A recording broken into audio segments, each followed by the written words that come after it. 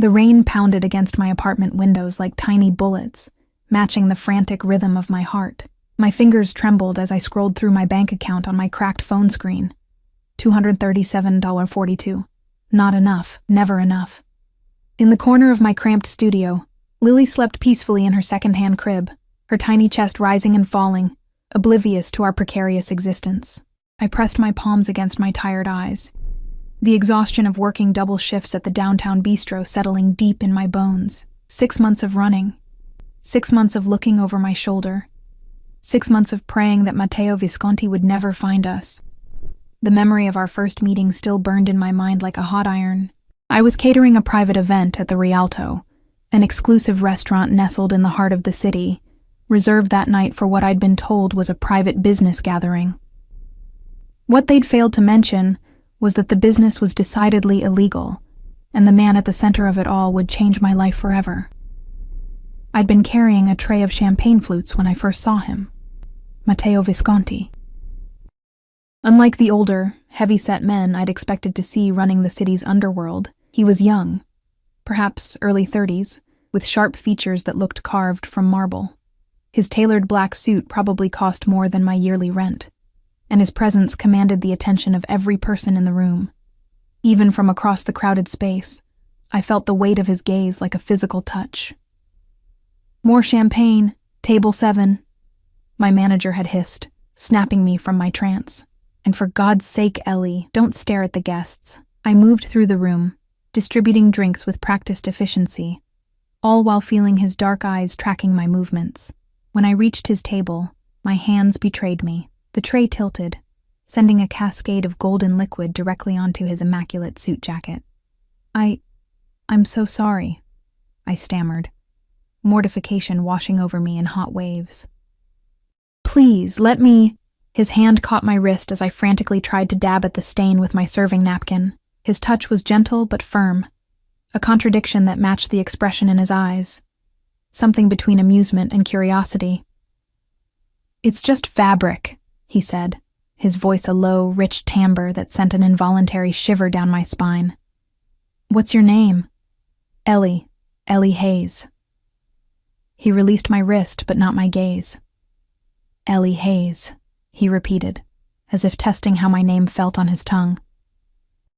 I'll remember that. I didn't understand the weight of that promise until later, much later.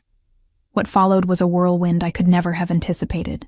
After that night, Matteo appeared at the restaurant frequently, always requesting my section. He left excessive tips that helped ease the constant financial pressure crushing me.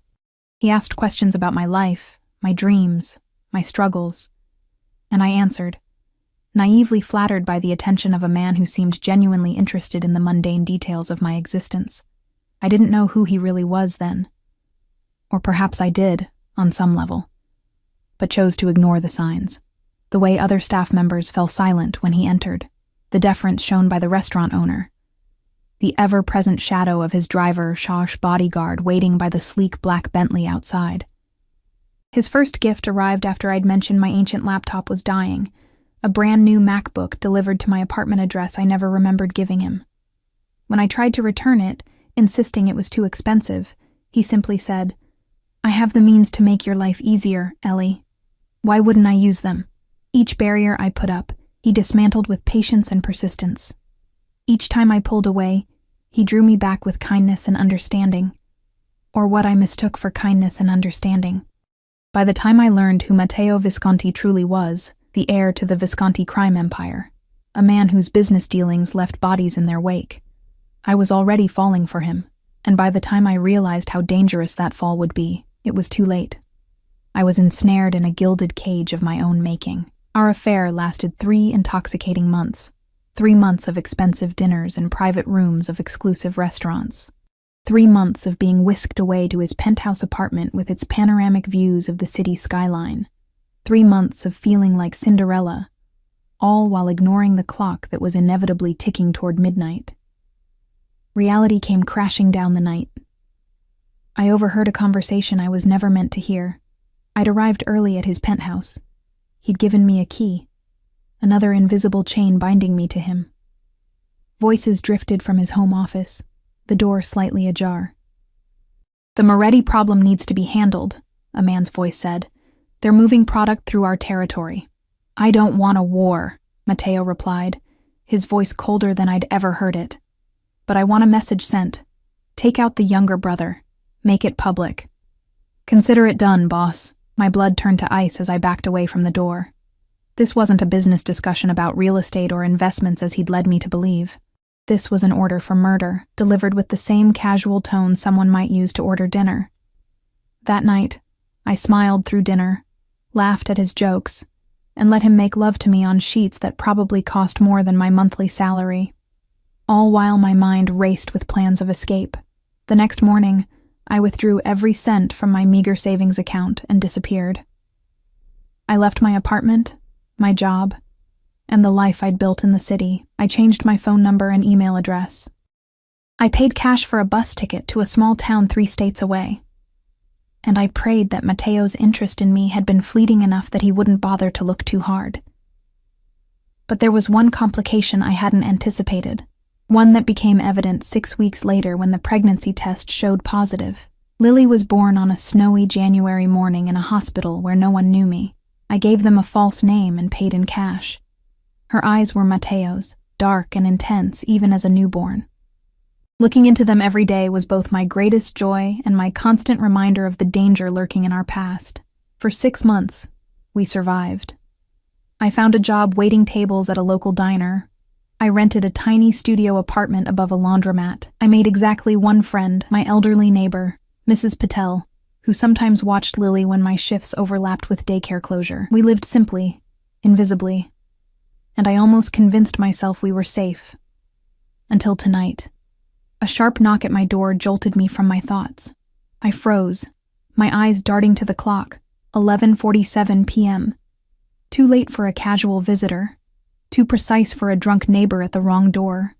I moved silently to Lily's crib, my heart hammering against my ribs. She slept peacefully, one tiny fist curled against her cheek.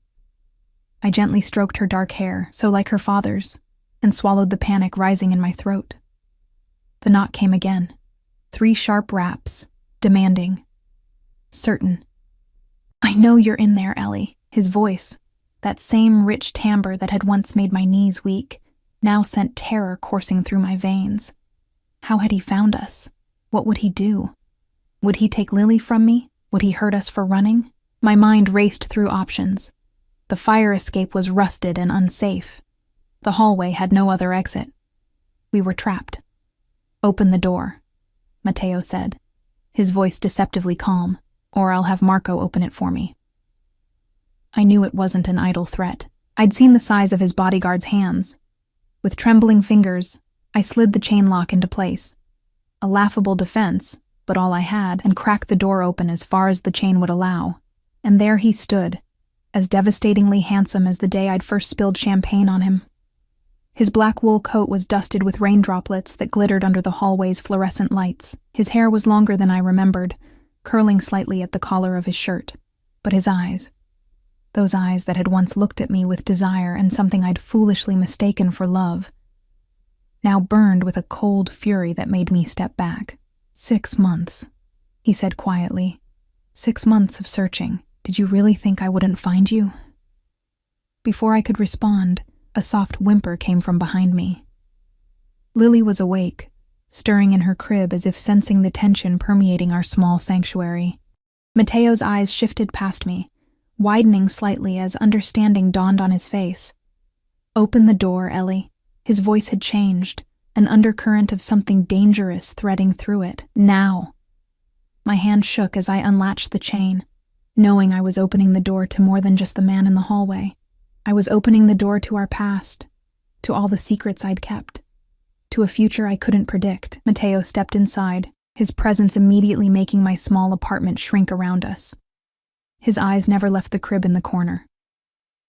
Without looking at me, he moved toward it with slow, deliberate steps. I followed, my body tense with the primal instinct to protect my child. "Matteo, please." He stopped at the edge of the crib, looking down at Lily, who stared back at him with his own eyes.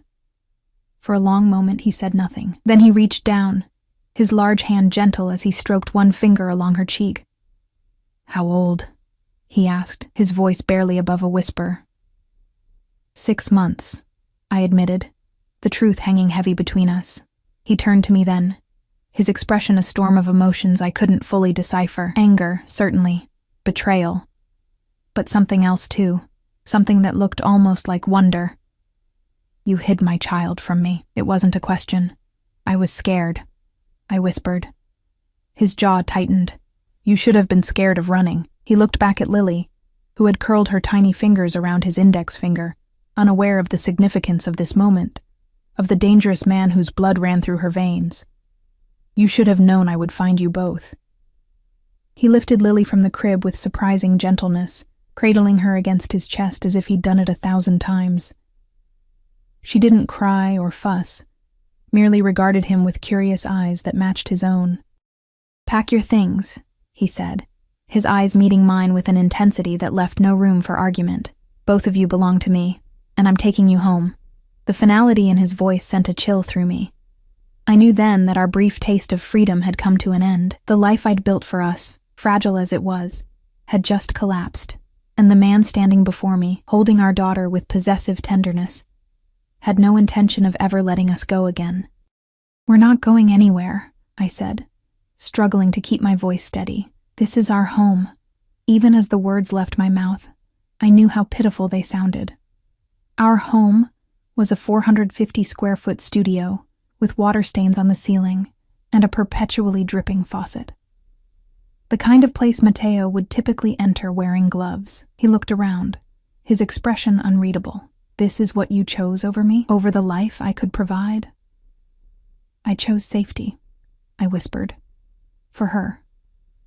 His eyes snapped back to mine, darkening with anger. Safety? You think I wouldn't protect my own child? My own, he paused, adjusting Lily in his arms as she began to fuss. My own family? The word hung in the air between us like smoke. Family. A concept so loaded with meaning, with expectations, with danger. You have 5 minutes, he said, his tone brooking no argument. Pack whatever you need for tonight. Anything else can be replaced. And if I refuse? His smile didn't reach his eyes. Don't make this harder than it needs to be, Ellie. You know I always get what I want. I did know. It was one of the first things I'd learned about Matteo Visconti. His world operated by different rules. Rules he created, enforced, and changed at will. Rules that had once made me feel protected, but now felt like shackles. Lily began to cry in earnest, tiny fists waving in the air.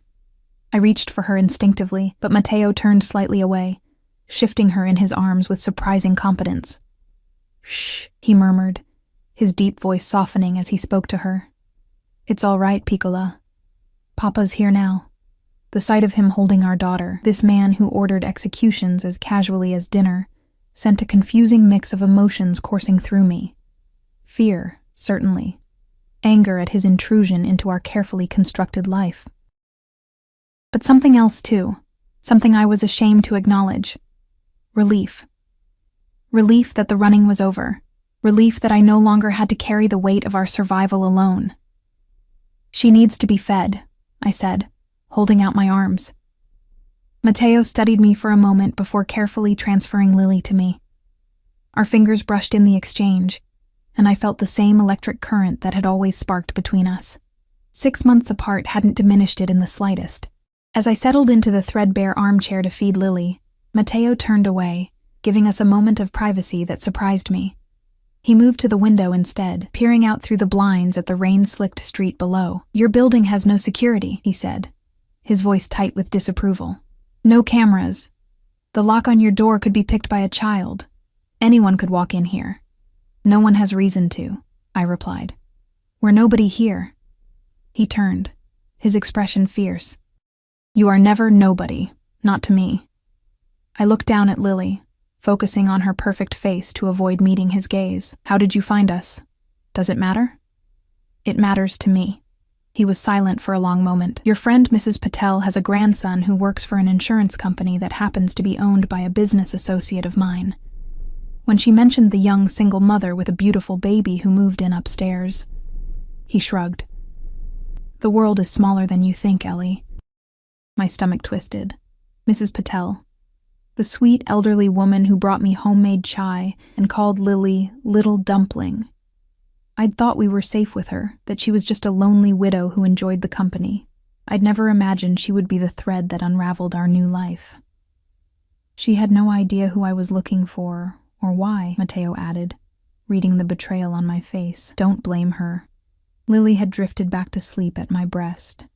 I adjusted my clothing and stood, moving to place her back in her crib. Mateo watched every movement like a hawk. She has your eyes, I said softly, unable to deny him this truth. And your nose, he replied, moving closer to look down at our sleeping daughter. Your stubborn chin, too, despite everything. A small smile tugged at my lips. You always said my stubbornness was what attracted you to me. It was, he acknowledged, until you used it to disappear with my child. The moment of warmth evaporated. I turned away from the crib and began gathering essentials. Diapers, wipes, Lily's favorite blanket, the stuffed elephant she couldn't sleep without. I moved mechanically, my mind racing. There had to be a way out of this, a way to convince him to let us go. Where are you taking us? I asked, zipping Lily's diaper bag. Home. Your penthouse isn't a home for a baby. His jaw tightened. I've made arrangements. The thought of what arrangements might entail coming from a man like Mateo sent a fresh wave of panic through me. I thought of the conversation I'd overheard, the casual order for a man's death. What kind of father would he be to our daughter? What kind of life would she have surrounded by violence and crime? I can't go with you, I said, my voice barely above a whisper. Mateo moved toward me, closing the distance between us until I could smell his cologne, the same expensive scent that used to cling to my skin after nights in his bed. He reached up, tucking a strand of hair behind my ear with a gentleness that belied the hardness in his eyes. You ran from me once, Ellie. I won't allow it to happen again. His fingers trailed down my cheek in a touch that was both a caress and a warning, especially not with my daughter. I forced myself to meet his gaze. She has a name. It's Lily. Something flickered across his face. Lily, he repeated, testing the name. It's pretty, but her full name will be Liliana Visconti. The casual way he claimed her, renamed her, integrated her into his world without consultation, sent a surge of defiance through me. Her last name is Hayes, like mine. His smile was cold, for now. A sharp knock at the door interrupted whatever response I might have made. Mateo didn't look surprised. That would be Marco, he said. Time to go. Reality crashed over me. This was happening. He was taking us.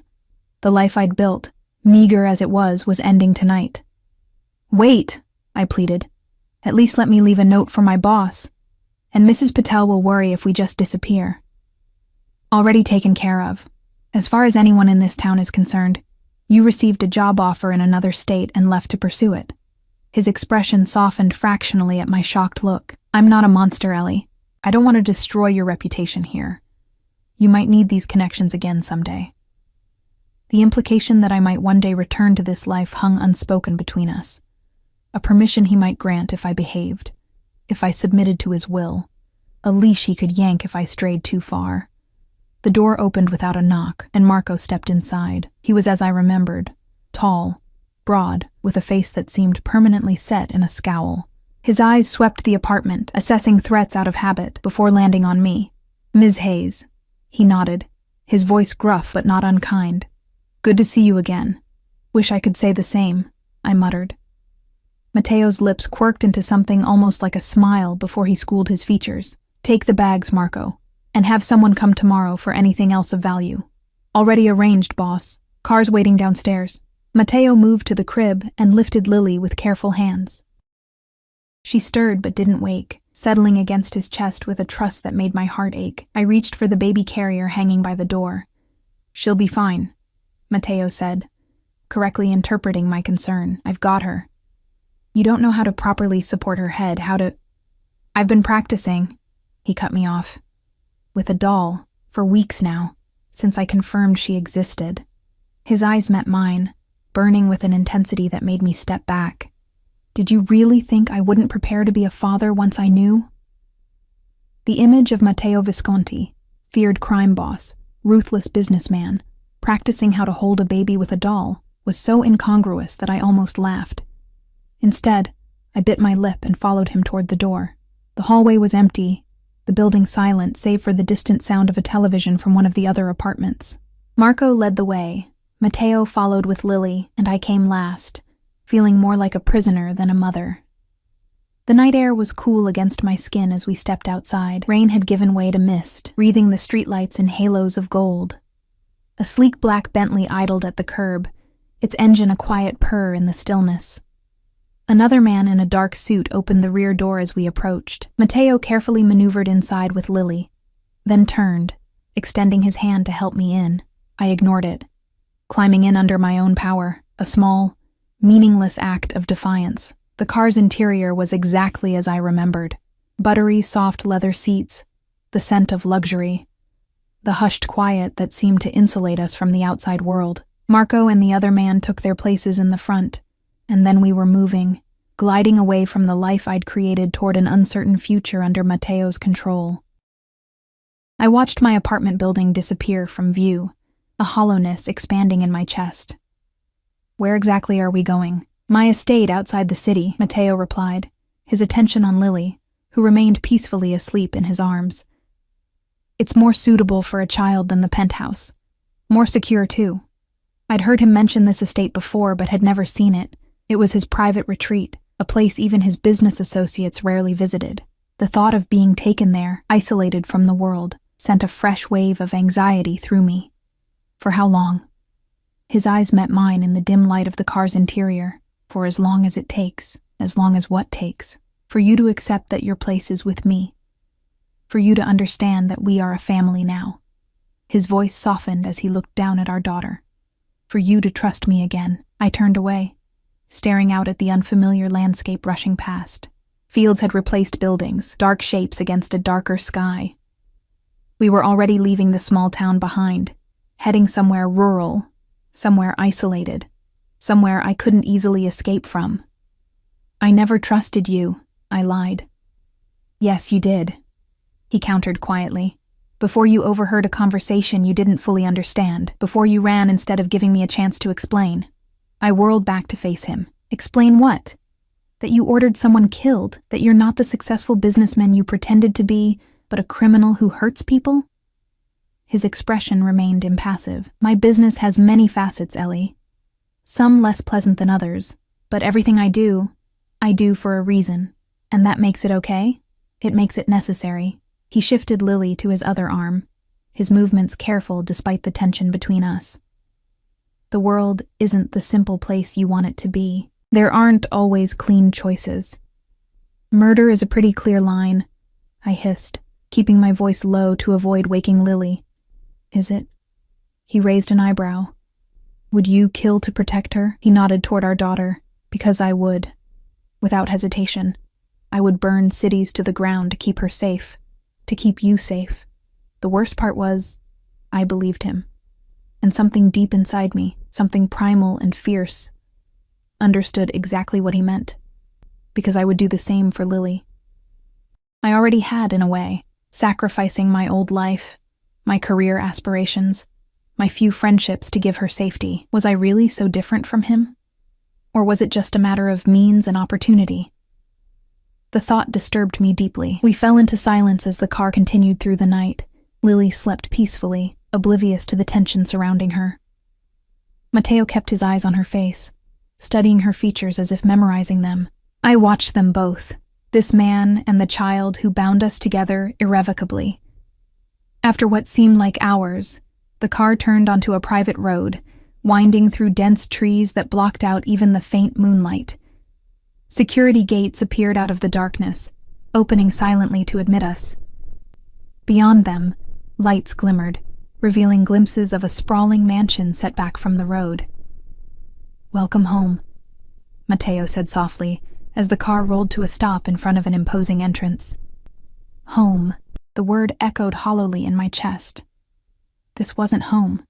This was a beautiful prison, a gilded cage where Matteo would keep us, his possessions, his treasures, safe from a world he saw as a constant threat.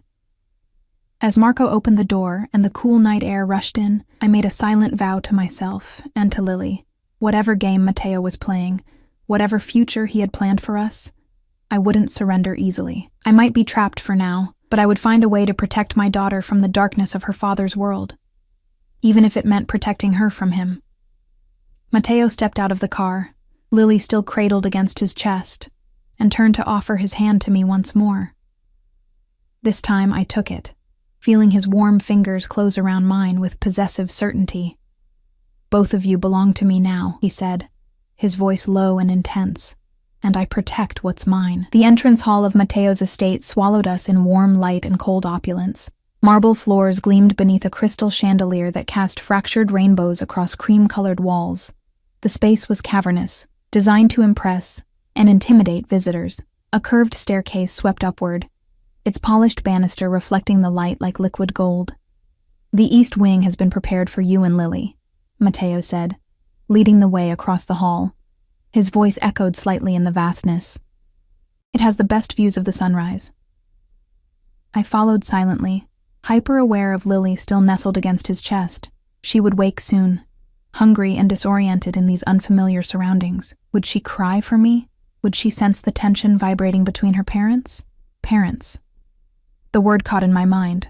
Until tonight, I'd been Lily's only parent, her protector, her everything. Now she had a father who looked at her with possessive tenderness, the same look he gave his most valuable possessions.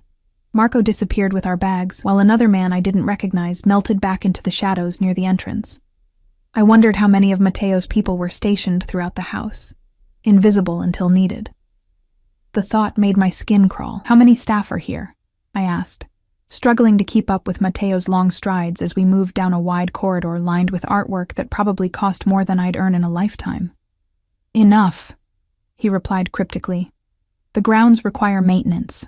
The house needs staff, and security is a priority." "You mean guards? We're being watched." He stopped at an ornate double door, turning to face me. "Not watched, Ellie. Protected. There's a difference. Not from where I'm standing." His eyes softened slightly as they moved over my face. "You're exhausted. We can discuss security protocols tomorrow." Before I could argue, he pushed open the doors to reveal a suite that took my breath away, despite my determination to remain unimpressed. The sitting room was painted a soft sage green, with comfortable-looking furniture arranged around a marble fireplace where flames already danced. Fresh flowers sat in crystal vases on side tables, their scent delicate and soothing. Beyond, I glimpsed a bedroom with a massive four-poster bed draped in cream-colored linens. But it was the third room that made me freeze in the doorway.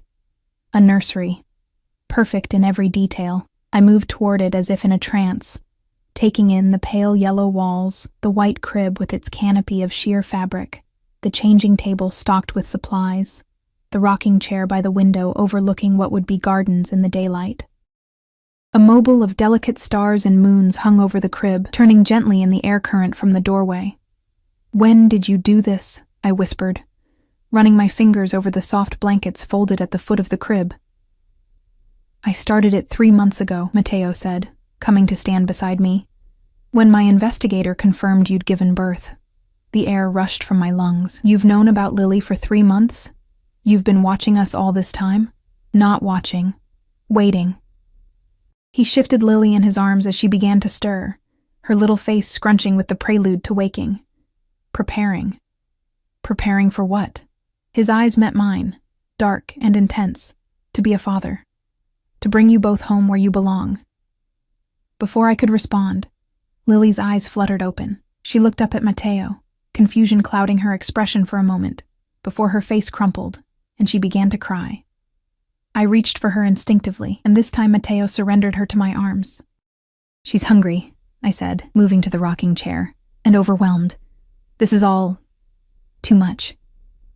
Matteo watched as I settled into the chair, a strange expression crossing his face, something almost like vulnerability, gone so quickly I might have imagined it. "I'll give you privacy," he said, turning toward the door. "There's food in the small refrigerator behind the changing table, clothes in the dresser. Everything you should need for tonight." He paused at the threshold, looking back at us. "Rest, Ellie. We have much to discuss tomorrow." The door closed behind him with a soft click that somehow felt more final than a slam. I looked down at Lily, now contentedly nursing, her eyes heavy-lidded with returning sleep. "What are we going to do?" I whispered, stroking her downy hair. "What am I going to do?" Only her gentle breathing answered me. After she fell back asleep, I placed her in the crib, trying to ignore how perfectly she fit there, as if it had been made to her exact measurements. Perhaps it had been. The thought was both touching and terrifying. I explored our new prison while she slept. The suite was larger than my entire apartment, with the sitting room, bedroom, nursery, and a luxurious bathroom with a soaking tub I could actually stretch out in. Everything was tasteful, expensive, and clearly chosen with care. My favorite shade of green on the walls. The exact firmness of pillow I preferred on the bed. Lily's favorite stuffed elephant already placed in her crib, though I hadn't unpacked it yet. Details I'd mentioned to Mateo during our time together. Casual preferences I'd expressed in passing conversation, all remembered and implemented in this space. It was thoughtful. It was thorough. It was absolutely terrifying. I tried the door to the hallway, unlocked. But where would I go? I had no idea where we were. No phone, no money, no transportation, and Mateo's security undoubtedly had instructions to keep me on the property. The windows were next. They opened, but a quick glance outside confirmed we were on the second floor, with at least a 20-foot drop to manicured gardens below. Not an option with a baby. Exhaustion crashed over me as the adrenaline of the night finally ebbed. I sank onto the edge of the bed, my head in my hands. I needed to think, to plan, but my mind felt wrapped in cotton, sluggish with fatigue and overwhelm. Just for tonight, I decided. I would rest tonight, gather my strength, and begin figuring out our next steps tomorrow. I showered in the opulent bathroom, the hot water and expensive products a luxury I hadn't experienced in months. Clean clothes waited for me, silk pajamas in exactly my size. I pulled them on, trying not to think about how Mateo knew my current measurements. I checked on Lily one more time, watching her chest rise and fall with peaceful breaths, before crawling into the massive bed. The sheets smelled of lavender and felt like heaven against my skin. Despite my determination to stay awake, to keep vigil, exhaustion pulled me under almost immediately. I woke to sunlight streaming through the windows and the sound of Lily's morning babble. For a moment, confusion reigned, the luxurious surroundings so different from our tiny apartment. Then memory crashed back, and with it, dread. Mateo, the estate, our capture disguised as a homecoming. I hurried to the nursery, expecting to find Lily alone in her crib. Instead, I froze in the doorway. Mateo sat in the rocking chair, Lily on his lap. He was dressed impeccably in what appeared to be casual wear for him. Dark trousers and a crisp white shirt with the sleeves rolled up to reveal strong forearms. He was speaking to her in a low voice, in Italian, his expression softer than I'd ever seen it. Lily looked up at him, fascinated by this new person, her tiny hands reaching for his face. As I watched, she grabbed his nose, and to my shock, Mateo laughed, a warm, genuine sound I'd rarely heard from him. The scene was so domestic, so normal, that for a moment I could almost forget who he was, what he was. Then he looked up and saw me, and the mask slipped back into place. Not completely, but enough that I remembered the danger beneath the surface. "Good morning," he said, his voice gentle. "We were trying to let you sleep." I moved into the room, unable to hide my surprise. "How long have you been with her?" "About an hour." She was awake but not crying. I heard her on the monitor. He nodded toward a device on the side table that I hadn't noticed the night before. "You have a baby monitor in your room?" "I have monitors everywhere important." His eyes never left my face. "And nothing is more important than what happens in this room." The implication sent a chill down my spine, despite the warmth in his voice. Nothing happened in this house without Mateo's knowledge. Nothing. "She'll need to be changed and fed," I said, reaching for Lily. To my surprise, he stood and transferred her to my arms without protest. "I've already changed her," he said, and I noticed for the first time the fresh diaper. "But I can't help with feeding, obviously." I stared at him. You changed her diaper? A flash of irritation crossed his face. I'm not incompetent, Ellie. I told you I've been preparing. Preparing to change diapers wasn't exactly what I'd expect from... I trailed off, unsure how to finish. From a monster? He supplied, his voice hardening slightly. Is that how you see me? I busied myself with settling Lily for her morning feeding, using it as an excuse not to meet his eyes. I don't know who you are anymore, Matteo. Maybe I never did. He was quiet for a long moment, and when he spoke again, his voice had lost its edge. I've arranged for breakfast on the terrace once you're finished here. The weather is perfect this morning. It was a peace offering of sorts. I nodded, not trusting myself to speak. 30 minutes? He asked. That should be fine. He moved to the door, then paused, looking back at us. She has your smile, you know. When she's happy, she lights up just like you do. Before I could respond, he was gone, leaving me with a confused jumble of emotions I couldn't begin to untangle.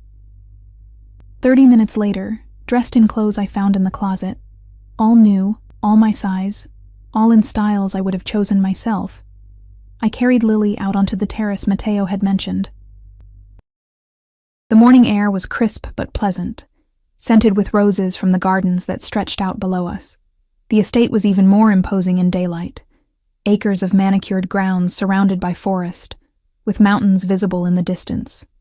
Isolated, remote, secure. Matteo stood at the stone balustrade, his back to me as he surveyed his domain. He turned at our approach, his eyes warming as they fell on Lily in my arms. Perfect timing, he said, gesturing to a table set for breakfast. A high chair, brand new and top of the line, waited beside it. I thought perhaps we could try her with some mashed banana this morning, unless you've already started her on solids. The normalcy of the question, the careful consideration behind it, threw me off balance again. Yes, actually. She's had banana before. She likes it. He nodded, looking pleased. Excellent. Please sit. I settled Lily into the high chair, while Matteo held my chair for me. An old-world courtesy that had charmed me when we first met. Now it felt like another aspect of control, of ownership. Everything in its proper place. Everyone in their assigned role. A woman I didn't recognize appeared with coffee and a spread of breakfast foods that would have fed 6 people. She smiled at Lily before disappearing back into the house without a word. Who was that? I asked, pouring myself coffee from a silver pot. Elena. She manages the household staff. Matteo prepared a small dish of mashed banana for Lily with practiced ease. You'll meet everyone properly later today. How many people work here? On the estate itself? About 20. Groundskeepers, household staff, security. He placed the dish on the tray of Lily's high chair. Some live on the property. Others commute from the village about 10 miles away. 20 people. 20 witnesses if I tried to leave. 20 pairs of eyes loyal to Matteo, and they all know who I am, what I am to you, I asked, watching as Lily smashed a tiny fist into the banana, more interested in its texture than eating it. Matteo's expression grew serious. They know you are the mother of my child, that you are under my protection, that your comfort and safety are their highest priority, and if I wanted to leave, his jaw tightened. We're not discussing that today. Then what are we discussing? He set down his coffee cup with deliberate care. Our future. Lily's future. The life we will build together. You've planned it all out, haven't you? I couldn't keep the bitterness from my voice. Without any input from me. I've created possibilities, he corrected. A foundation. The details are for us to decide together. As long as those details don't include me leaving. His eyes met mine, dark and intense. Why would you want to leave, Ellie? What can the world out there offer you that I can't provide here? Safety, security, luxury, education for Lily, a family. Freedom, I whispered. Freedom is an illusion, he said, his voice softening. We're all constrained by something. Money, circumstance, fear. He reached across the table, his fingers brushing mine. At least my constraints come with benefits. I pulled my hand away. Golden handcuffs are still handcuffs, Matteo. Something flashed in his eyes. Anger? Hurt? It was gone before I could identify it. You haven't asked how I found you, he said, changing the subject. You already told me. Mrs. Patel's grandson. That's how I confirmed where you were. Not how I knew to look for you in the first place. He took a sip of his coffee, watching me over the rim. Did you really think changing your name and moving across state lines would be enough? That I wouldn't have resources dedicated to finding you? My stomach nodded. How then? The hospital where you gave birth. One of the nurses recognized your face from the photographs my people distributed. His lips curved into a cold smile. They thought you were a missing person, a loved one desperately searching for you. I felt sick. All those months of careful planning, of covering my tracks, of paying cash and using false names, undone by a well-meaning nurse who thought she was helping. You had people looking for me all that time? The idea that I'd never truly escaped, that I'd only been temporarily misplaced, sent a wave of hopelessness through me. From the moment I realized you were gone, he confirmed. But it was the pregnancy that truly motivated me. When my investigator reported you'd been seen at a prenatal clinic, his expression darkened. You can imagine what went through my mind. I could. Matteo Visconti, discovering the woman who had fled from him was carrying his child. I was surprised he hadn't burned the country to the ground looking for us. Why wait 3 months after you knew about Lily? I asked. Why not come for us immediately? His eyes moved to our daughter, now happily smearing banana across her face. I needed to prepare, not just the nursery, but myself. I needed to understand what kind of father I wanted to be. His voice dropped, becoming almost inaudible. What kind of father she deserves. For the first time, I glimpsed the conflict within him. The man raised in a world of violence and power, struggling with the responsibility of raising an innocent child. It humanized him in a way that made it harder to see him as the monster I needed him to be. And what kind of father is that? I asked softly. His eyes met mine, and I saw raw honesty there. A better one than I had. Before I could respond, Lily knocked her dish to the floor with a gleeful squeal. The tension broke as we both reached for it, our hands colliding beneath the table. Matteo's fingers closed around mine, warm and strong, and for a moment, we were back in the restaurant where we'd first met. Just a man and a woman, connected by an accidental touch. Then, reality reasserted itself. I pulled away, focusing on cleaning Lily's messy hands and face while Matteo retrieved the fallen dish. I have business calls this morning, he said, standing. Elena will show you the grounds if you'd like to explore. The entire estate is secure. You can go anywhere within the perimeter fence. The boundaries of my new cage, clearly defined. And this afternoon? I asked, unable to keep a hint of defiance from my voice. His expression softened as he looked at Lily, then back to me. This afternoon, I thought perhaps we could spend time together. As a family. He paused, then added quietly, I've missed a lot of firsts already, Ellie. I don't want to miss any more. With that, he was gone, leaving me with a squirming baby and a heart full of conflicted emotions I couldn't begin to sort through. Because beneath the fear and resentment, beneath the anger at being controlled and confined, a tiny, treacherous part of me remembered why I'd fallen for Matteo Visconti in the first place. And that part whispered that maybe, just maybe, there was a future here that wouldn't feel like imprisonment. Elena arrived shortly after Matteo departed, a slim woman in her 50s with silver-streaked dark hair and eyes that missed nothing. She moved with quiet efficiency, clearing the breakfast dishes while I wiped the last traces of banana from Lily's face and hands. Would you like to see the gardens, Ms. Hayes? She asked, her voice carrying just a hint of an Italian accent. The roses are particularly beautiful this time of year. I hesitated, torn between wanting to explore our new surroundings and fearing that accepting any part of this luxurious prison would somehow signal surrender. But Lily was getting restless, straining against the confines of the high chair, and I knew she needed fresh air and stimulation. Yes, I decided, that would be nice. Is there a stroller I could use for Lily? Elena nodded. Mr. Visconti has provided everything.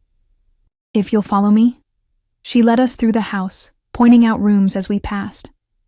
The main living area with its soaring ceilings and comfortable furniture, a formal dining room that could seat 20, a library with floor-to-ceiling bookshelves. Each space was immaculate, expensively furnished and utterly impersonal. This wasn't a home. It was a showpiece. designed to impress rather than comfort.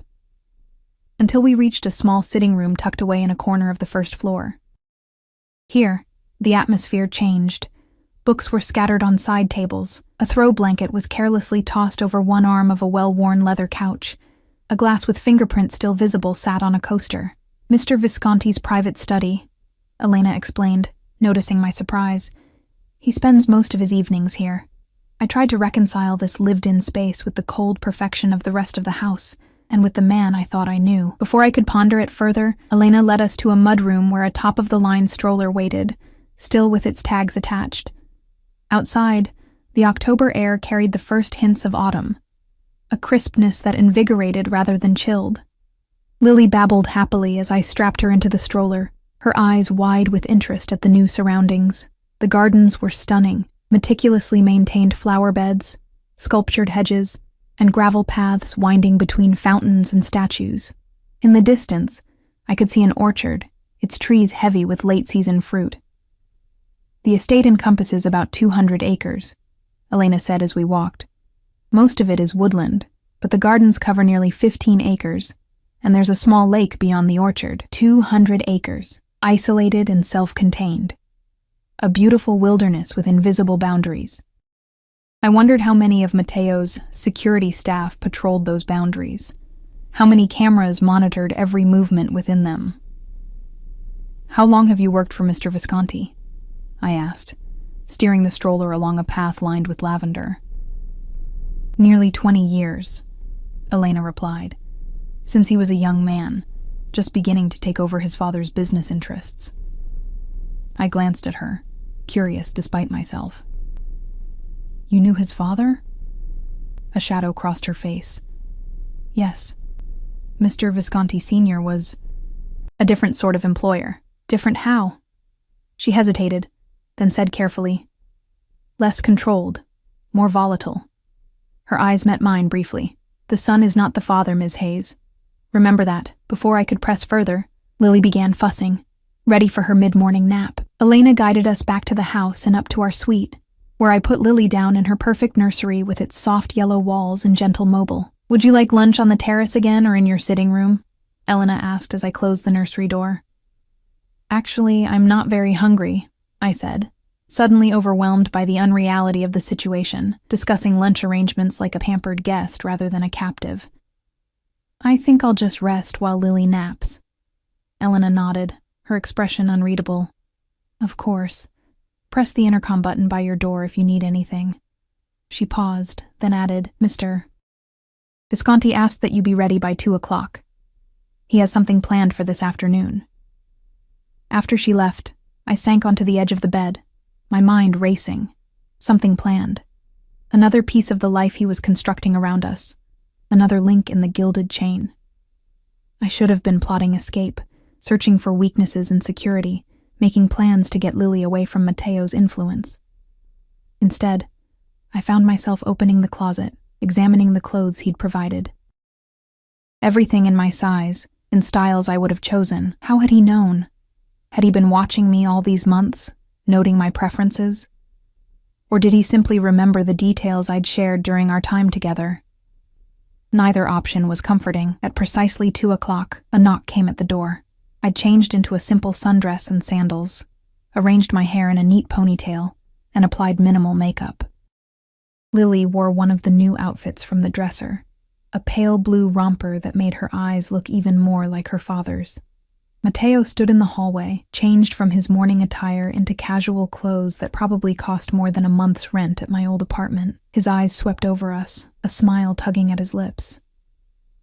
"You look beautiful," he said, his gaze lingering on my face. "Both of you." I shifted Lily in my arms. "Elena said you had something planned?" "A small excursion," he confirmed, reaching for Lily. To my surprise, she went to him willingly, her tiny hands immediately going to the buttons on his shirt. I thought perhaps the lake? It's peaceful there. I followed him downstairs and out a different door than we'd used that morning, leading to a paved path that wound through a grove of oak trees.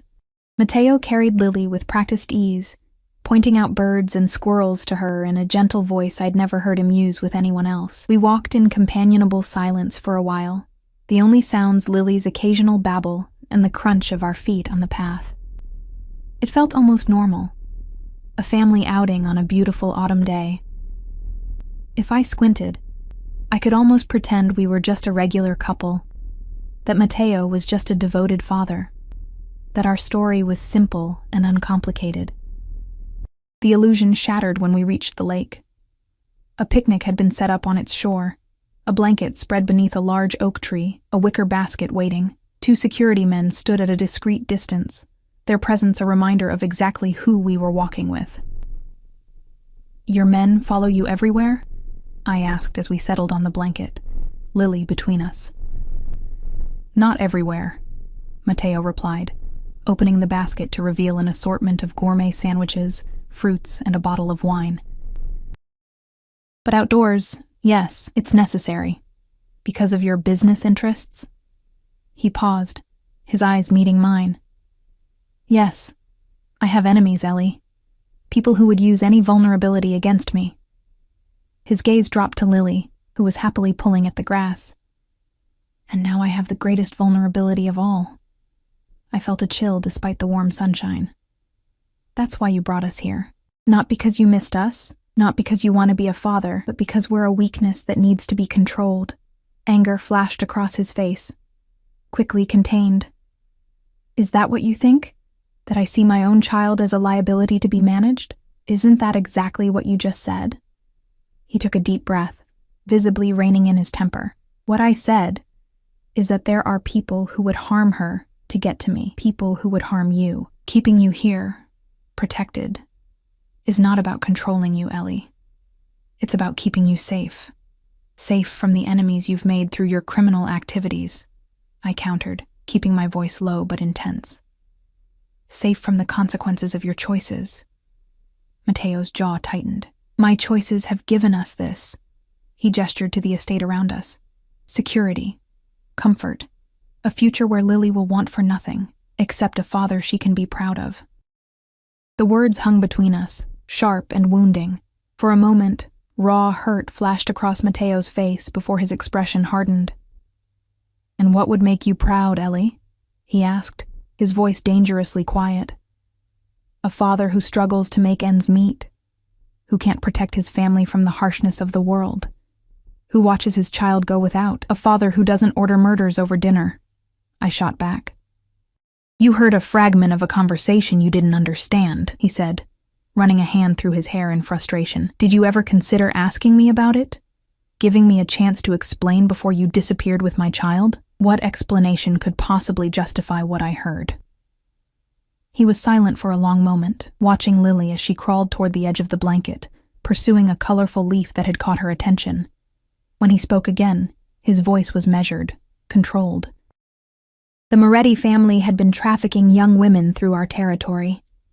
Girls as young as 14, brought in from Eastern Europe with promises of modeling careers, legitimate work.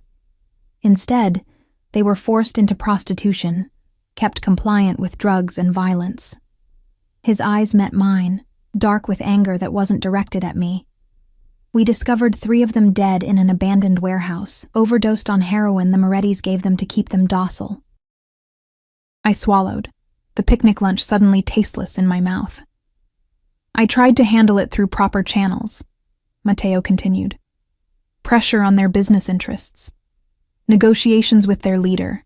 But Dario Moretti, the younger brother you heard me mention, he was the one running the operation, and he wasn't stopping. So you had him killed." "I had him removed as a threat," Mateo corrected, "and the trafficking operation dismantled. The remaining girls were provided medical care, legal assistance, and funds to return home if they wished. I wanted to disbelieve him, to dismiss his explanation as a convenient justification, but I'd seen his face as he spoke of the dead girls, the genuine anger there. It matched what I'd glimpsed in him during our time together, a rigid code of honor beneath the criminal exterior, lines he wouldn't cross even as he crossed others. "Why didn't you tell me this before?" I asked quietly. "Would you have believed me, without knowing the context, without understanding the world I operate in?" He sighed, reaching out to redirect Lily as she crawled too close to the lake's edge. "My business isn't always clean, Ellie. I don't pretend it is. but neither am I the monster you've decided I am. Lily chose that moment to lose interest in exploration and crawl back to us, pulling herself up on Mateo's leg to stand unsteadily. He steadied her automatically, his large hands gentle around her tiny waist. "Duh," she said clearly, patting his cheek with a chubby hand. The shock on Mateo's face was almost comical. His eyes widened, lips parting in surprise as he looked from Lily to me. "Did she just—" he whispered. I nodded, a lump forming in my throat. She's been babbling syllables for a while, but that's the first time she said anything that sounded like Dad.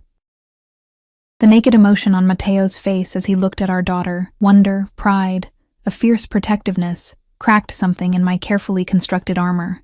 This wasn't the calculated response of a man playing the role of father. This was raw, genuine, unguarded feeling. "Hello, Piccola," he murmured, lifting her into his lap. "Yes, I'm your papa. I'm right here." Lily grinned up at him, reaching for his face again in a gesture that was quickly becoming a habit. He caught her tiny hand and pressed a kiss to her palm, his eyes never leaving her face. I looked away, suddenly feeling like an intruder on something private and precious. The dynamic between us had shifted, complicated by this new bond forming between father and daughter. It was harder to see Mateo as the enemy when he looked at Lily with such naked adoration. We finished our picnic as the afternoon waned, the conversation turning to safer topics: Lily's development, her likes and dislikes, the little milestones I'd witnessed in her short life. I found myself sharing stories I'd never thought I'd tell him, watching his face light up with each new detail about our daughter's existence. As we packed up to return to the house, Mateo grew serious again. "I want you to be happy here, Ellie," he said, his eyes searching mine. "Both of you. This doesn't have to be a prison if you don't make it one." "What does that mean?" "It means I'm not going to keep you locked in your room. You have freedom within the estate, access to anything you need or want. You can make a life here. A life where I never leave, never see friends or family, never have independence." He hesitated, adjusting Lily in his arms as she began to doze against his shoulder. "For now, yes. The security concerns are real, Ellie. But in time, once you understand the situation better, once you—" he trailed off. "Once I what? Submit? Accept my gilded cage? Once you trust me again," he finished quietly. "Once we rebuild what we had." I laughed, the sound brittle even to my own ears. "We didn't have anything real, Mateo. You lied to me from the beginning, about who you were, what you did." "I never lied about how I felt about you," he countered, his voice intense. "Everything between us was real. The only fiction was the scope of my business interests. That's a pretty significant fiction. Would you have given me a chance if you'd known from the start? If I'd introduced myself as Matteo Visconti, head of the Visconti crime family? I had no answer for that, because the truth was, I wouldn't have. I would have run as far and fast as I could. And I would never have known what it was like to be loved by him, to feel safe and cherished and protected, at least for a time."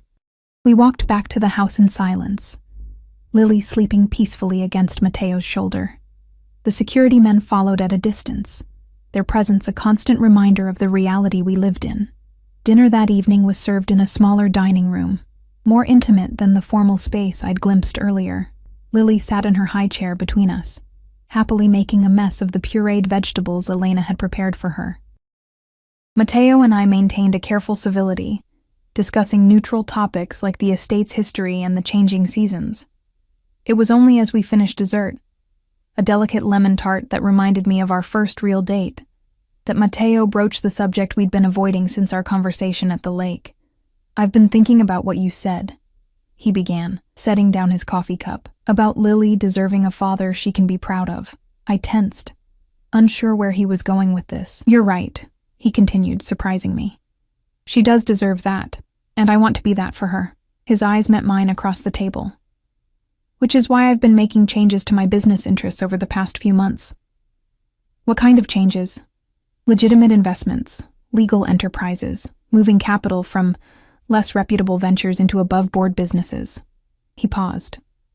"It's a slow process. The world I operate in doesn't allow for clean breaks, but I've begun." I studied his face, looking for deception and finding only earnest determination. Why would you do that? Because of her. He nodded toward Lily, who was happily smashing a piece of tart between her fingers. Because of you. Because I want a different future than the one my father envisioned for me. I don't understand. Matteo was quiet for a moment, his expression distant. My father ruled through fear. His business, his family, his entire world, all controlled through violence and intimidation. I grew up watching him destroy people who crossed him, including... He hesitated. Including my mother. When she tried to leave with me, I felt a chill at his words. What happened? He found us, brought us back. His eyes met mine, and I saw the shadow of an old pain there. She was never the same afterward, broken in ways I was too young to understand. His voice softened.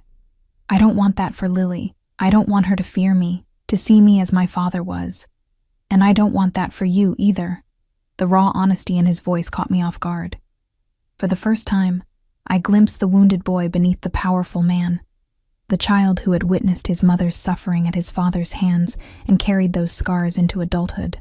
I'm not your mother, Matteo, I said gently. And you're not your father, aren't I? He asked, his voice barely above a whisper. I found you. I brought you back. I'm keeping you here against your will, telling myself it's for your own protection. The parallel hung between us, uncomfortable in its accuracy. There's a difference, I said after a moment. You haven't hurt me. You've provided for Lily. You're trying to change. He looked up, surprise flickering across his face at what might have been the first words of understanding I'd offered since our reunion. I am trying, he said simply, for both of you. But these changes take time, and until they're complete, until the transition is finished and the threats neutralized, this is the safest place for you and Lily. I wanted to argue, to insist on my freedom regardless of the risk. But as I looked at Lily, happily oblivious to the complexities surrounding her existence, I found myself hesitating. What right did I have to expose her to danger for the sake of my independence? How long? I asked finally. A year. Maybe 18 months for the most significant transitions. His eyes held mine. Give me that time, Ellie. Give us that time. To be a family. To build something real. To create a future Lily can be proud of. It wasn't a small request. A year or more of living under Matteo's protection. In his world. Subject to his rules. A year of watching him with our daughter. Of navigating the complicated feelings his presence stirred in me. But as I looked at him across the table, I saw not the crime boss who had terrified me with his power, but the man who had stolen my heart once, who had remembered my favorite color and the firmness of pillow I preferred, who had prepared for months to welcome our child, who looked at Lily with genuine love and a desperate desire to be better than his own father had been. I need time to think, I said finally, rising from the table. This isn't a decision I can make tonight. Matteo nodded, accepting my response without pushing for more. Take all the time you need, he said, his voice gentle. We're not going anywhere. Weeks passed, and autumn deepened around the estate. The gardens blazed with fiery colors before fading to brown, and morning frost painted the grass silver. I watched the changing seasons from the windows of our suite, from the terrace, from the paths that wound through the grounds, always within the invisible boundaries Matteo had established. Always under the discreet but constant watch of his security team. I hadn't given Matteo an answer to his proposal. He hadn't pushed for one. Instead, we fell into an uneasy routine, a strange facsimile of family life. Breakfast together in the mornings before he disappeared into his study for business calls. Afternoons with Lily, sometimes just the three of us. Sometimes with Matteo absent for meetings he never fully explained. Dinner in the evening, with conversation that carefully avoided the most contentious subjects. And every day, I watched him with Lily, watched how he learned her routines, her preferences, her tiny personality quirks, how he adapted his entire schedule around her nap times, how his face softened whenever she reached for him, which she did with increasing frequency. Da, she would call, arms outstretched, and no matter what he was doing, reviewing documents, speaking on the phone, conferring with one of his men, he would stop and go to her. I tried to maintain my distance, to remember what he was, and what he had done, but it became increasingly difficult as I witnessed the changes in him. The feared crime boss who had terrified me that first night was rarely in evidence now. Instead, I saw a man struggling to reconcile the life he had inherited with the future he wanted to create. One evening, about a month after our arrival, I found him in the nursery after putting Lily down for the night. He stood by her crib, watching her sleep, his expression unguarded in a way it seldom was around me. "She's growing so fast," he said softly as I entered. "I've missed so much already." I moved to stand beside him, looking down at our sleeping daughter. "She knows you now," I offered. "She looks for you when she hears your voice." He nodded, a small smile touching his lips. "I never expected this," he admitted. "To feel this way about someone so small, so defenseless. It changes you," I said, "having a child." "Yes." He turned to me, his eyes searching mine in the dim light. "It does. It makes you want to be better, to create a safer world for them." "Is that what you're doing? Creating a safer world?" He sighed, running a hand through his hair, a gesture I'd come to recognize as a sign of internal conflict. "I'm trying. The transition is complicated. Some of my business associates are resistant to the changes I'm implementing. They see legitimate enterprises as less profitable, more constrained." "And are they?" I asked, curious despite myself. "In the short term, perhaps, but they're sustainable. They don't require constant vigilance against law enforcement. They don't result in blood feuds that last generations." His voice held a weariness I hadn't heard before. "They don't make it impossible to sleep at night." The admission surprised me, the first acknowledgement that his chosen path had costs beyond the practical. I studied his face, noting the faint shadows under his eyes, the tension in his shoulders. "You're not sleeping well," I observed. A rueful smile tugged at his lips. "Occupational hazard, because of the business transition? Partly." His eyes met mine, holding them. "And partly because you're so close, yet still so far away." The rawness of his admission caught me off guard. For weeks, he had maintained a careful distance, never pushing, never presuming. Now, in the quiet of the nursery with our daughter sleeping peacefully beside us, the mask had slipped. "Matteo." "I know," he interrupted gently. "You need time. I understand that. I've taken your choices away, confined you here, asked you to accept a life you never wanted. I don't expect forgiveness, Ellie. But I want you to know that my feelings for you have never changed." Before I could respond, he leaned down and pressed a soft kiss to Lily's forehead, then straightened and moved past me to the door.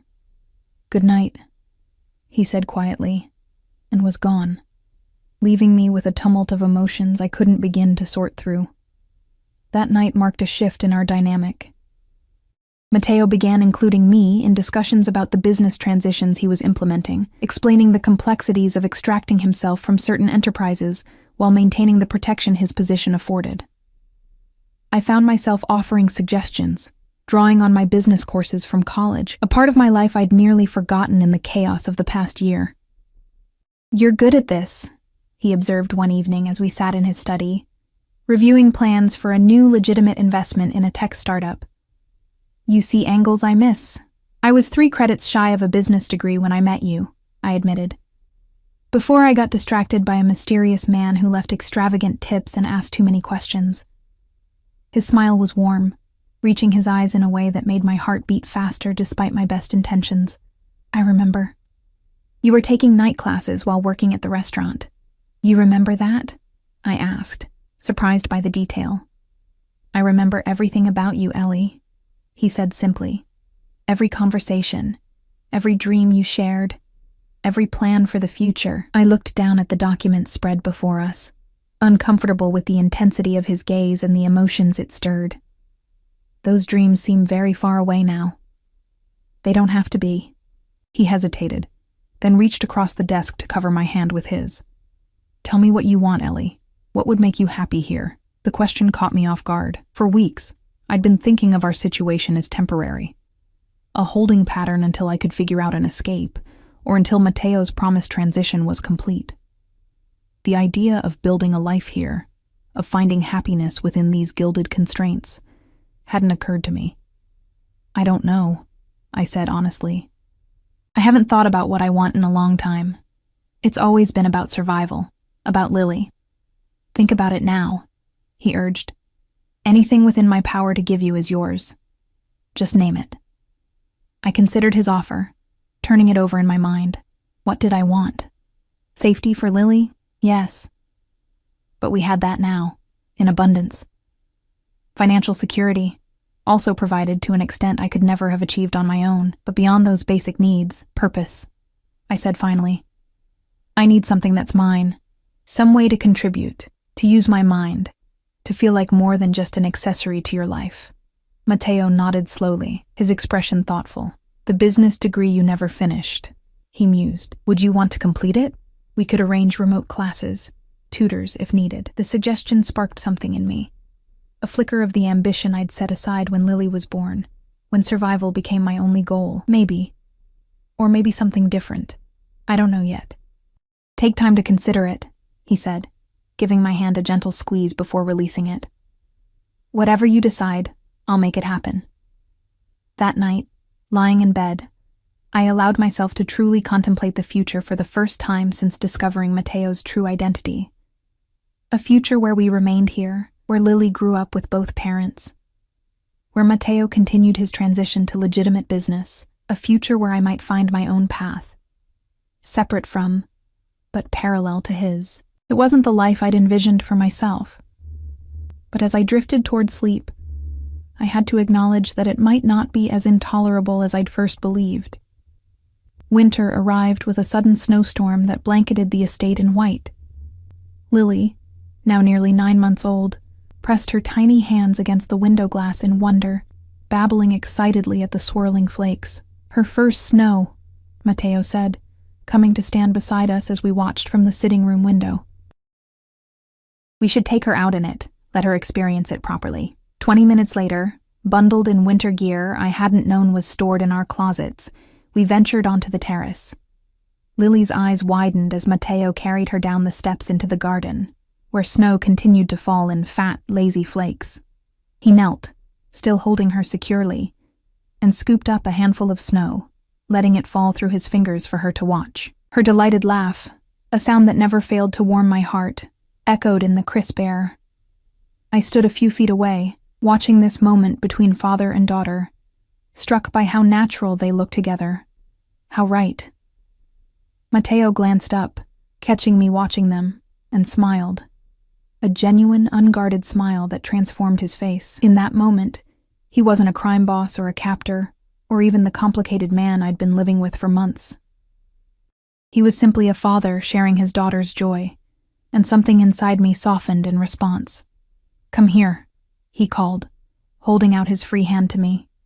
She wants you to join us. I hesitated only briefly before moving toward them, taking Matteo's outstretched hand and kneeling beside them in the snow. Lily immediately reached for me, her mittened hand patting my cheek in her familiar gesture of affection. Ma! She exclaimed, a new addition to her limited vocabulary that never failed to make my heart swell. Yes, sweetheart, I said, kissing her cold reddened cheek. Mama's here. As I looked up, I found Matteo watching us, his eyes full of an emotion I wasn't ready to name. Without thinking, I reached out and brushed a snowflake from his eyelash, my fingers lingering against his skin. Thank you, I said softly, for this moment, for letting her experience this. His hand came up to cover mine, pressing it against his cheek. Thank you for sharing it with me, he replied, his voice equally quiet, for letting me be part of her life, of your lives. We stayed like that, connected, until Lily's squirming broke the moment, but something had shifted between us, a thawing that mirrored the snowflakes melting where they touched our warm skin. That evening, after Lily was asleep, I found Matteo in his study, as had become our habit. But instead of business documents spread before him, he had a small velvet box open on his desk. He closed it quickly when I entered, but not before I glimpsed what looked like a ring inside. Ellie, he said, standing. I was just coming to find you. What's that? I asked, nodding toward the box he'd tucked into his pocket. He hesitated, then sighed. Not how I planned this, he muttered, more to himself than to me. Then, meeting my eyes, he said, "It's a gift. For you. But it comes with a question I'm not sure you're ready to hear yet." My heart began to race. "Ask it anyway." He studied my face for a long moment, then slowly withdrew the box from his pocket and opened it. Inside nestled a ring, not the ostentatious diamond I might have expected, but a more elegant design, a deep blue sapphire surrounded by smaller diamonds on a platinum band. "I remember you saying once that you found traditional diamond engagement rings unimaginative," he said quietly, "that you preferred colors, stories, meaning."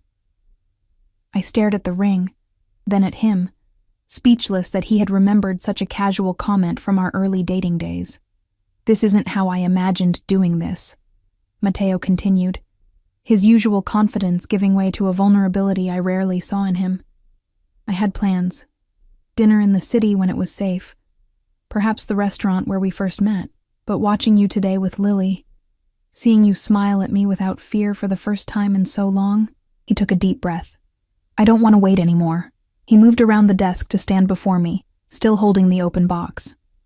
"I'm not asking you to forget who I am or what I've done.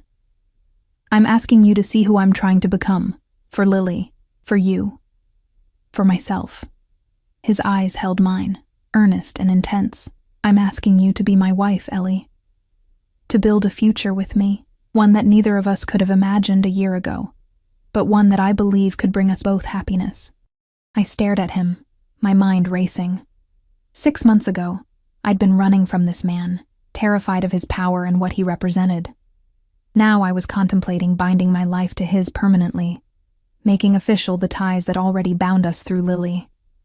"You've kept me here against my will," I said softly. "How can you ask me this when I haven't been free to choose?" Pain flashed across his face. "You're right," he said, closing the box slowly. "The timing is wrong. I shouldn't have—" "Wait," I interrupted. "That wasn't a no. It was a question." Hope flickered in his eyes. "What are you asking? If I said no, what would happen? Would you let me leave? Would you keep me here regardless? Would you separate me from Lily?" The questions tumbled out, the fears that had lingered beneath the surface of our careful coexistence these past months. Matteo was quiet for a long moment, his expression troubled. Then he set the ring box on the desk and took both my hands in his. "If you said no," he began slowly, "I would ask you to stay, for Lily's sake, for her safety. But I wouldn't force you to remain if you truly wished to go." His hands tightened slightly on mine. "I would ask for shared custody. I would provide for you both, ensure you had everything you needed. I would never, ever separate you from her." The sincerity in his voice was unmistakable, as was the pain the very thought caused him. "And what about your transition, your business changes?" I asked. "Would those continue?" "Yes," he said firmly. "Those aren't conditional on you staying, Ellie. They're about the kind of father I want to be for Lily, the kind of man I want to become. That doesn't change. Regardless of your answer." I searched his face, looking for deception and finding only painful honesty. "I believe you," I said softly, surprised to realize it was true. His eyes widened slightly. "You do?" "These past months, I've watched you with Lily. I've seen how you've changed, how you prioritize her above everything. I've listened when you've explained the business transitions, seen the risks you're taking to create a different future." I took a deep breath, and I've remembered why I fell for you in the first place. Hope blazed in his eyes, bright and fierce. "And why was that?" "Because beneath everything else, beneath the power and the danger and the wealth, there was a man who listened when I spoke, who remembered my favorite color and how I liked my coffee and the dreams I had for my future. A man who looked at me and really saw me, when I'd been invisible for so long." Slowly, I withdrew my hands from his and reached for the ring box on the desk. I opened it, looking at the sapphire gleaming in the soft light of his study. "I can't promise that I'm ready for this," I said honestly. "There's still so much between us, so much to resolve, but I can promise that I'm willing to try. To build something real, for Lily's sake. And maybe," I looked up, meeting his gaze, "for ours as well." The joy that transformed his face was unlike anything I'd ever seen from him. Raw, unfiltered, almost boyish in its purity. He took the ring from the box with trembling fingers and slid it onto my left hand, where it fit perfectly. Of course it did. Matteo left nothing to chance. "I will spend every day earning this," he said, his voice rough with emotion. "Earning your trust, your faith, your love, if that's possible again. I swear it, Ellie." He drew me into his arms then, holding me as if I might disappear if he loosened his grip. I let myself lean into his embrace, into the familiar scent and warmth of him, into the comfort of no longer fighting the current that had been pulling us together since the moment we met. "It won't be easy," I murmured against his chest. "There's still so much we need to figure out." "Nothing worthwhile ever is," he replied, pressing a kiss to the top of my head. "But we have time, and for the first time in my life, I have hope for a future I can be proud of. A future Lily can be proud of." 6 months later, as spring burst into full bloom across the estate, we were married in a small ceremony in the garden. Lily, now walking with the determined waddle of a 15-month-old, scattered rose petals with more enthusiasm than accuracy as Elena helped her down the petal-strewn aisle.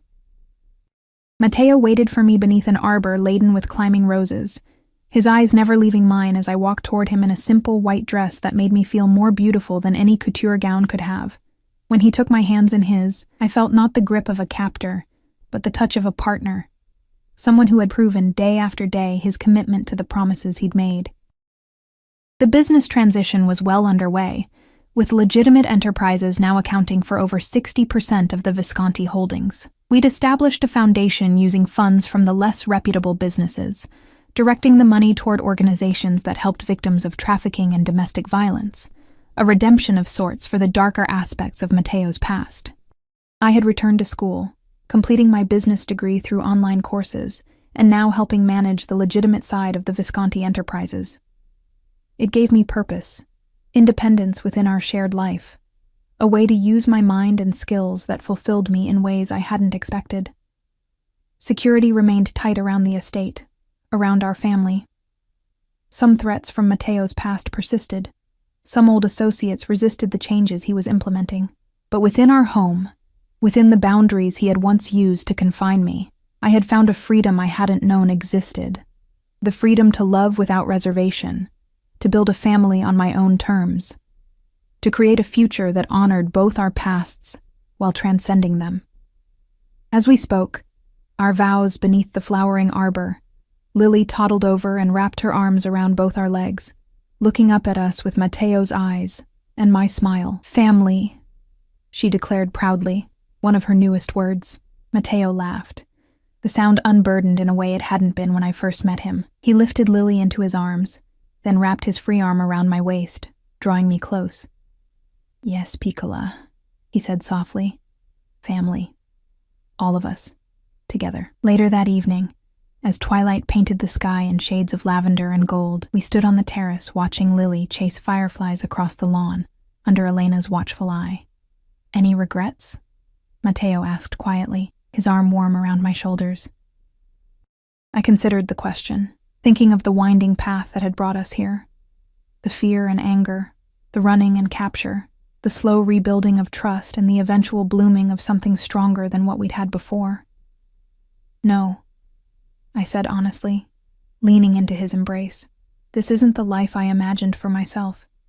It's more complicated, more challenging in some ways." I looked up at him, at the face I had come to love again, differently but more deeply than before. "But it's also richer, more meaningful than anything I could have built alone." He kissed me then, tender and reverent, a promise renewed with each passing day. When we parted, his eyes held mine with the intensity that still made my heart race after all this time. "I told you once that both of you belonged to me," he said softly. "I was wrong. We belong to each other. All of us. Together." As Lily's delighted laugh floated up from the garden, as the first stars appeared in the deepening blue of the evening sky, I knew he was right. What had begun as captivity had transformed into choice. What had been forced had become freely given. And the man who had once been my greatest fear had become my greatest love. Complicated, flawed, but fiercely devoted to creating a future we could all be proud of. A future where our daughter would grow up knowing only the strength of her father's love, not the darkness of his past. A future we would build together, day by day, choice by choice. In the end, he had claimed us both, as he'd vowed that rainy night so long ago. But in doing so, he had given himself to us as well, completely, irrevocably, and with a love that had transcended the boundaries of the world he came from, and the one I'd tried to build without him. As we stood together on the terrace of what had truly become our home, watching our daughter's joy in the simple magic of fireflies and twilight, I knew with absolute certainty that I wouldn't change a single step of the journey that had brought us here. Both of us had found where we belonged, together.